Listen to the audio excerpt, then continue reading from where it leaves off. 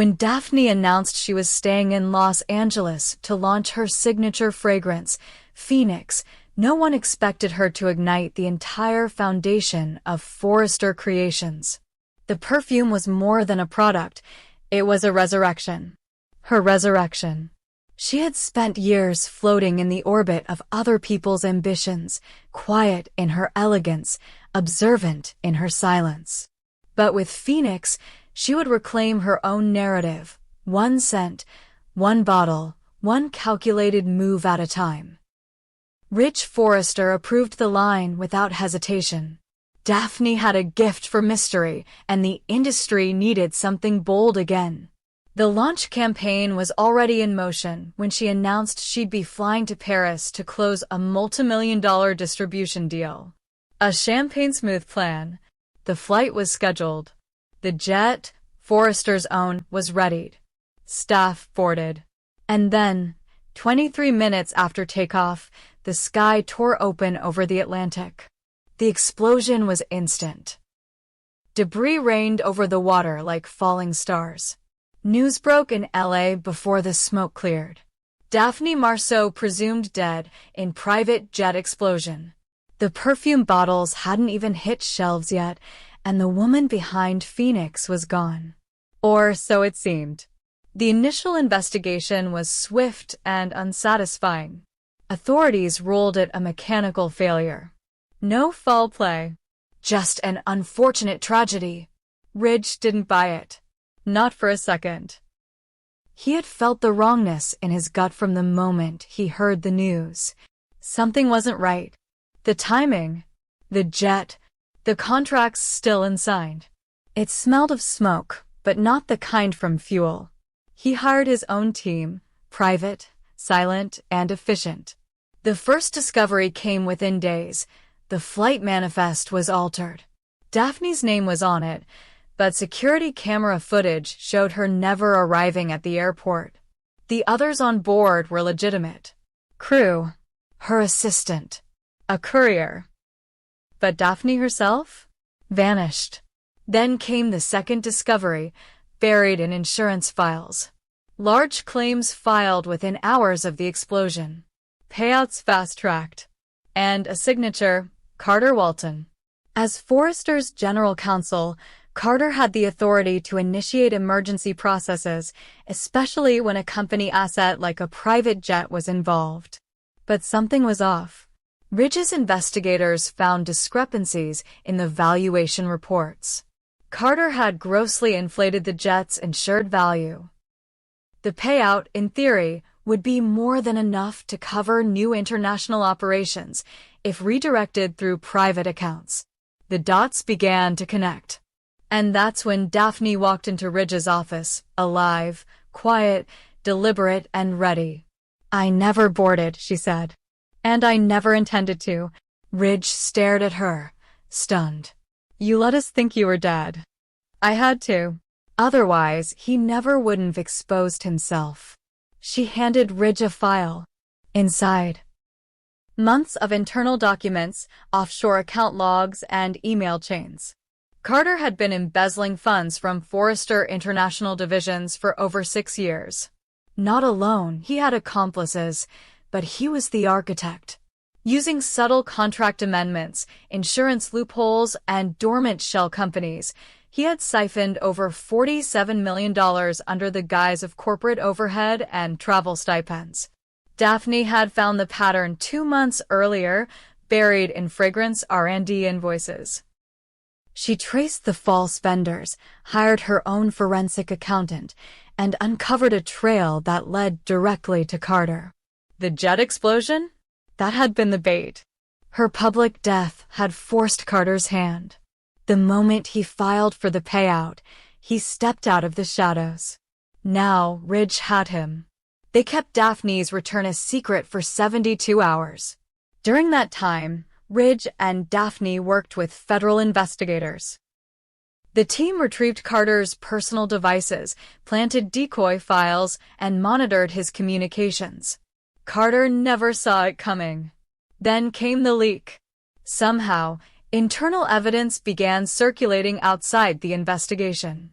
Whispers about insurance fraud. Anonymous tips to Spencer publications.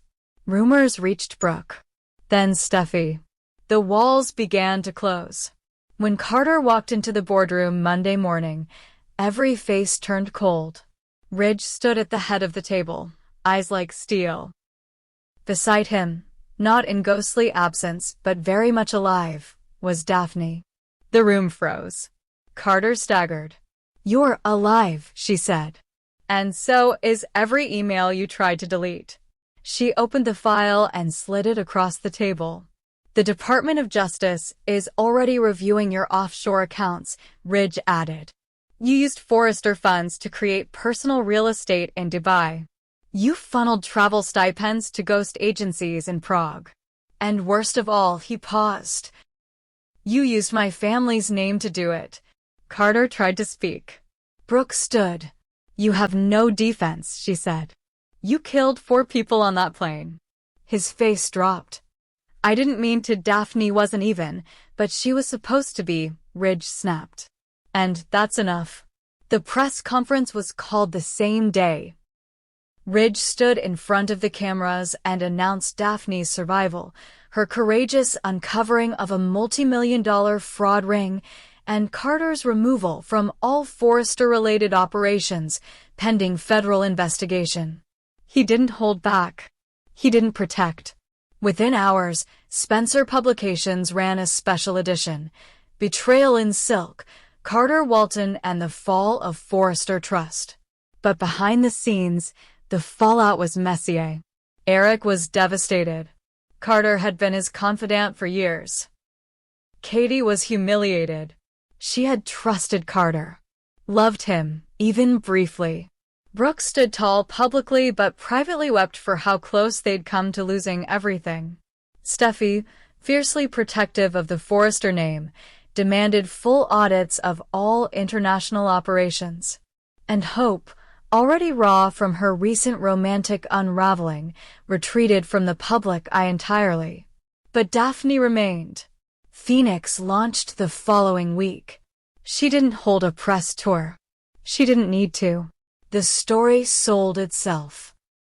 The woman who faked her death rose from the ashes and took back her legacy.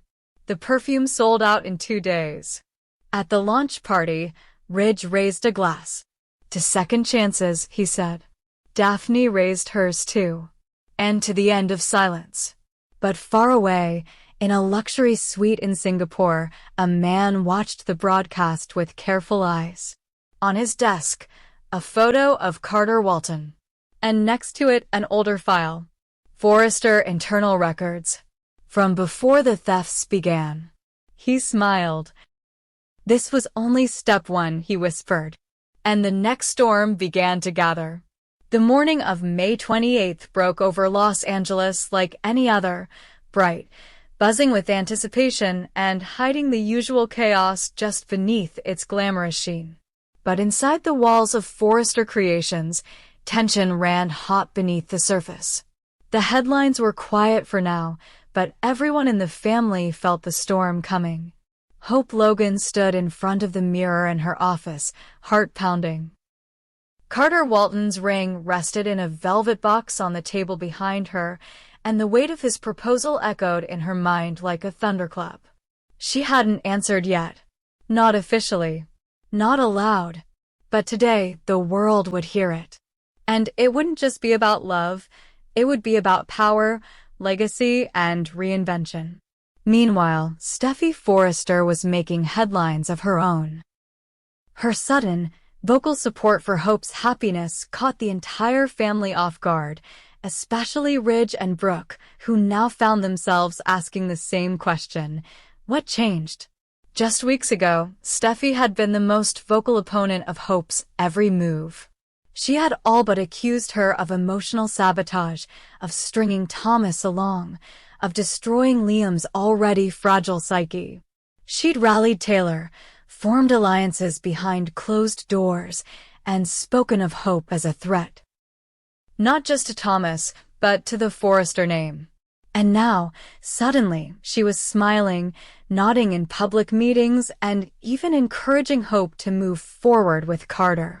Ridge noticed it immediately. Brooke saw it too. And neither of them believed it was genuine. "Steffi doesn't flip like this," Ridge said to Brooke behind closed doors. "She's up to something." "She's hiding something," Brooke added. "Maybe she found out something about Hope. Or Carter. Or," she paused, "Liam." It was Liam's silence that made everything worse. Since his last fight with Hope, he had disappeared. No texts, no public appearances, not even a response to inquiries from Wyatt or Bill.